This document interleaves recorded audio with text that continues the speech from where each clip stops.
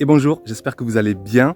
Ça fait un petit moment que j'ai envie de sortir un format éphémère sur la chaîne. Alors éphémère dans le sens où ça va être juste une vidéo de simple actualité du potager à un instant précis. En l'occurrence, on est le 20 juillet et il n'y a aucun intérêt à ce que ces vidéos restent sur la chaîne. Donc elles resteront une semaine pour voilà, partager avec vous comment est le potager, la cohésion du potager, la saisonnalité du potager, vous montrer comment s'articulent toutes les cultures, parler de sujets qui me passent par la tête.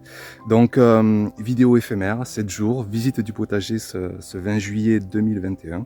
Et donc, on est parti, tout simplement. Donc, je commence avec les mûriers, vraiment, j'insiste, plantez si vous avez la place des arbustes fruitiers cet automne, septembre, octobre, novembre, tout ce qui est mûre, cassis, groseille, framboise, c'est un tel régal.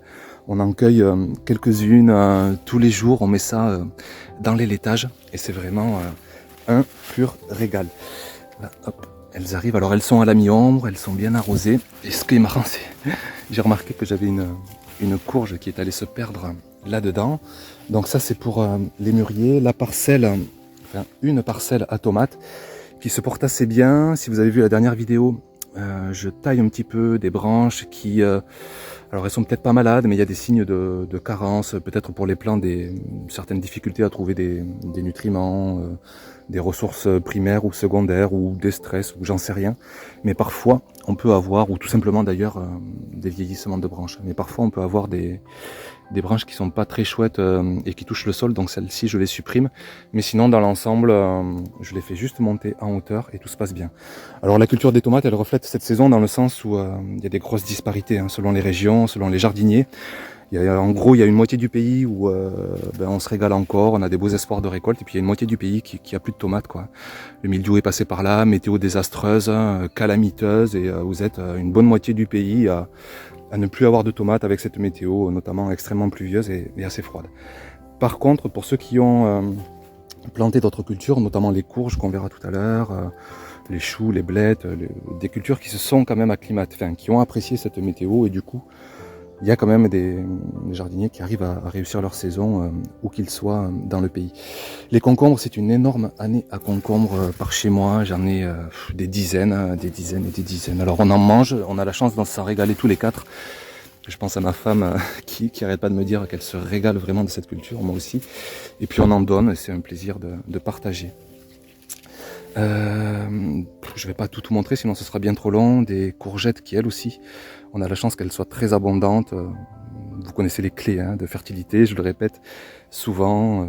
Un sol riche, une humidité, douceur de température, des composts, des paillages, des amendements, parfois des engrais naturels si ça traîne un peu la pâte, et tout va bien.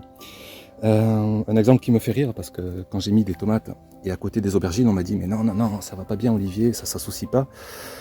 Écoutez, les courgettes, enfin les aubergines se portent très bien, j'arrête pas d'en récolter, elles font des beaux bouquets. Les tomates se portent très bien aussi. Et là j'ai plusieurs variétés non F1, des belles variétés anciennes, c'est pas vraiment le mot, c'est un peu commercial comme mot. Paysannes, buissonnières, résistantes, j'entends un peu de tout. Bon, ce sont des variétés non F1 tout simplement, donc reproductibles à l'identique. Rose de Berne, Cherokee, zébrée noire, charbonneuse. Une belle diversité de couleurs, de saveurs, de grosseur, un peu de tout, et c'est pour ça qu'on fait des noms F1, c'est le goût, la diversité, le plaisir. Alors, là c'est un peu le bazar. Des aubergines envahies par des courges, des patates douces, des oignons que je suis en train de retirer, des plants de pastèques qui ont pris la place de plants de fèves notamment, et j'ai les premiers bébés pastèques. Alors les pastèques, il y a des jardiniers dans toutes les régions qui arrivent à les faire, parfois sous serre, c'est vrai, dans les régions les moins chaudes, sinon avec des belles variétés précoces, notamment la Sugar Baby. On peut avoir des pastèques un peu partout, mais c'est vrai que cette année, avec cette météo, on va pas insister sur les pastèques quand même. Un mur de haricots qui fera l'objet d'une prochaine vidéo, avec plein de haricots. L'avantage des haricots grimpants, c'est qu'on a des récoltes très étalées. Là, on a beaucoup de fleurs. Et puis, on a aussi des haricots qui seront prêts d'ici 2-3 jours. Et là, j'ai presque un mois de récolte qui se profile. Des courges qui viennent sûrement de par là-bas du fond, des tomates et on va passer à l'autre parcelle si j'arrive à y marcher. Ouais, voilà. Cette parcelle qui elle aussi est très fouillie mais très abondante, très productive avec des potimarrons que j'ai fait aller vers l'allée. J'en vois 1, 2, 3, 4, il y en a déjà pas mal là-bas. Et puis ici des betteraves que j'avais semées, qui sont toujours en terre pour la plupart parce que j'en mange pas là en ce moment. Avec les récoltes estivales, je les récolterai au fur et à mesure. Des butternuts qui ont pris leur place, qui ont fait leur place. Des plants de maïs. Il y a aussi des courges, dont j'ai oublié le nom. Mais tout ça trouve sa place sans souci. Je vais passer en écran large, ça vous montrera mieux. Voilà. Donc tout ça se porte bien et toujours ma priorité absolue à ce qu'il y ait à manger dans le sol. Donc une diversité de compost, de paillage, une bonne douceur de température, une bonne humidité. Et tout se passe bien. Mon hôtel à insectes favori, moi ici je ne fabrique pas des hôtels, je laisse des plants d'artichauts s'ouvrir. Et c'est impressionnant comme ça attire les insectes. Une autre parcelle à tomates, celle-ci était un peu plus malade, enfin un peu plus malade. On voit des feuilles qui sont qui montrent certains symptômes. Donc de toute façon, j'ai tendance à tailler les branches du bas une fois que les bouquets sont formés.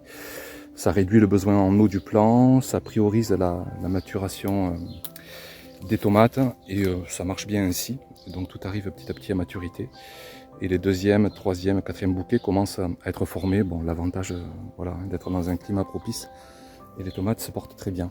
Par ici, un tunnel haricot. Je viens de faire une belle récolte ce matin. Il est un peu trop clairsemé. J'aurais pu semer plus dense.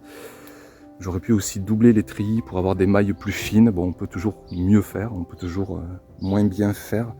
Mais je suis déjà satisfait de ce premier résultat pour cet essai de tunnel à haricots. On arrive à des carottes que j'ai en partie loupé, normal quoi, qui ne loupe pas des carottes. Je vais regarder. Hop, ah, ben, bon, forcément, je tombe sur une qui réussit, mais elle est jolie, ouais, ben, finalement, à force de patienter, je vais regarder celle d'à côté. Ouais, donc voilà, j'ai aussi ce genre de résultat, donc c'est moins probant. Et puis j'avais pas assez éclairci, voilà, comme par ici. 1, 2, 3, elles sont toutes collées, donc il va pas y avoir de mystère, elles vont être toutes rikiki, voilà. Quand vous faites pas votre travail de jardinier assez sérieusement, ben, les résultats de suite s'en font pâtir, vous voyez. Hein. Donc voilà, ça c'est un manque d'éclaircissage. Et du coup, voilà, hein, l'énergie est dissipée, les carottes ne peuvent pas bien se développer. Bon, mais j'ai quand même, voilà, je suis content, j'ai une belle carotte. Donc carottes plus ou moins réussies, on dira, hein, on va nuancer. Des oignons que je vais récolter petit à petit, qui seront remplacés par des haricots, des poireaux, des choux un peu plus tard, puis des épinards un peu plus tard, des navets aussi, toutes les cultures qui adorent l'humidité, mais alors on va attendre encore, hein, on est encore en plein été. Un plant de chayotte qui prend quelques coups de soleil avec le four qui s'est rallumé ici, hein, en région douce, ça y est, on a de nouveau plus de 30 degrés, un plant de chayotte qui continue à envahir l'olivier, ça fructifiera au mois d'août, récolte prévue en septembre, octobre, on verra bien. Une autre parcelle à tomates qui se porte bien dans la butte, je ne sais pas comment l'appeler cette butte, hein. Je vais vous les montrer aussi en vidéo, hein. C'est tout un ensemble de...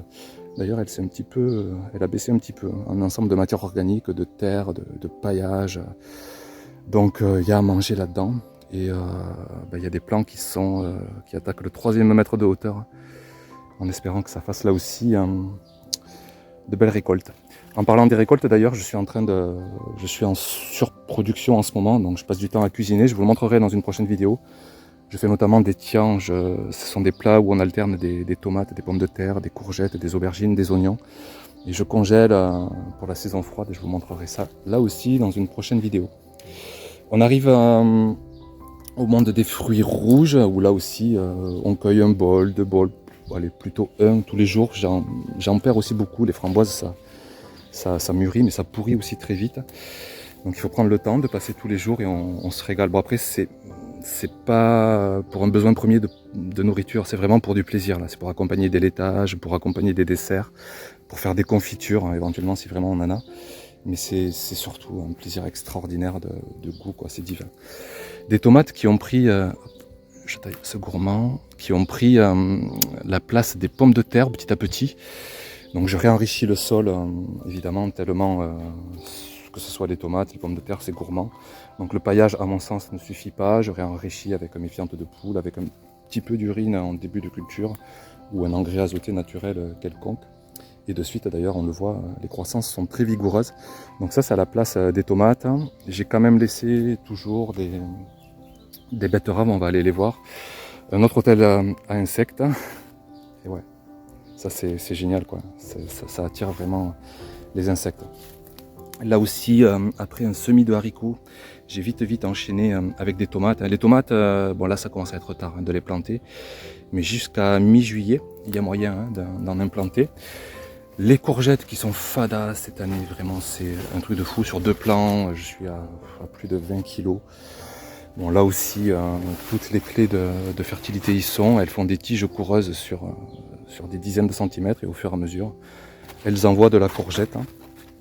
Les betteraves donc, qui restent en terre. La terre c'est le meilleur endroit de conservation. Là ici vous voyez, hop, j'ai arraché hier un plant de pommes de terre. J'ai mis des plants de tomates maison en plus, il a survécu dans mes godets. Et bon, ce sont les tout derniers. Ensuite je passerai à des haricots, on peut les semer jusqu'à fin juillet, ça laisse août septembre pour qu'ils se développent. Et un plant de courgettes ici. Et après on passera plutôt à des choux, et puis après encore plus tard, une fois que l'humidité reviendra, je vous l'ai dit tout à l'heure, des légumes feuilles, des épinards, des blettes, des salades par exemple. Les concombres, alors, je sais pas, on peut s'amuser à les compter, j'en ai récolté en plus hier. 1, 2, 3, 4, 5, 6, 7, il y en a vraiment à la folie. Plan taillé, plan pas taillé, récolte étalée, récolte abondante, sol fertile, donc tout va bien. Je vais essayer de traverser pour... ça va être compliqué. Pour vous montrer les courges. Allez, tant pis, je vais mettre un petit sur le sol. J'aime pas trop marcher sur les parcelles, voire pas du tout. Des courges que je fais toujours courir sur la bordure du potager. Enfin, toujours non, il y en a qui envahissent le potager, mais j'essaie aussi de les faire aller sur le bord pour qu'elles prennent moins de place, qu'elles soient moins envahissantes. Il y a un peu d'odium qui, voilà, ça m'intéresse pas, c'est pas grave. Le plant continue sa vie, les feuilles jeunes sont en parfaite santé, d'ailleurs elles partent de l'autre côté du terrain. Je ne sais pas si ça va tenir, je vois des fructifications, bon je verrai. Au pire, on adaptera. Autre plant de courgettes. Ben voilà, des courges qui courent ici aussi. Voilà, j'oublie certainement plein de choses, mais je ne veux pas faire plus long. C'est juste une vidéo pour vous montrer la saisonnalité actuelle du potager. On a vu plusieurs cultures.